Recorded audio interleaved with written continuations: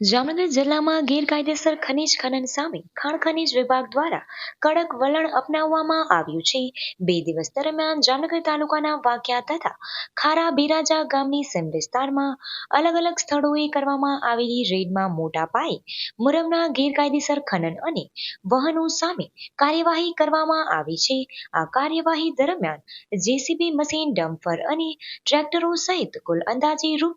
1,70,00,000નો મુદ્દામાલ જપ્ત કરીને આગળની કાર્યવાહી હાથ ધરવામાં આવી છે.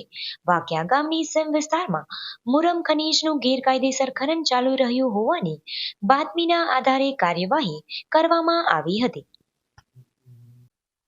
જામનગરના વાકિયા પંથકમાંથી રાત્રે ખનીજ ચોરી બાબતે સમાચાર મળતા અત્રેની ટીમ દ્વારા ત્યાં આગળ જઈ અને બિનઅધિકૃત રીતે ખનીજનું ખનન થતું હતું. મોરમ ખનીજનું ખનન થતાં એમાં 2 જેસીબી અને 7 ટ્રેક્ટરને જપ્ત કરી અને તેને કાયદેસરની કાર્યવાહી હાથ ધરી છે.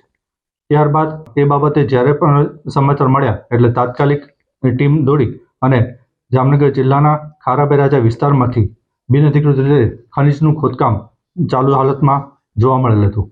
તેમાં પણ એક એક્સ્કેવેટર મશીન અને એક ડમ્પરને અટકાયત કરી તેને જપ્ત કરવામાં આવેલ છે અને આગળની નિયમોનુસારની કાર્યવાહી હાથ ધરવામાં આવેલ છે. વાકિયા પંથકમાંથી અંદાજે 1 કરોડનો મુદ્દામાલ અને આજે ખારા બિરાજામાંથી પણ અંદાજે 70 લાખનો મુદ્દામાલ જપ્ત કરવામાં આવેલ છે.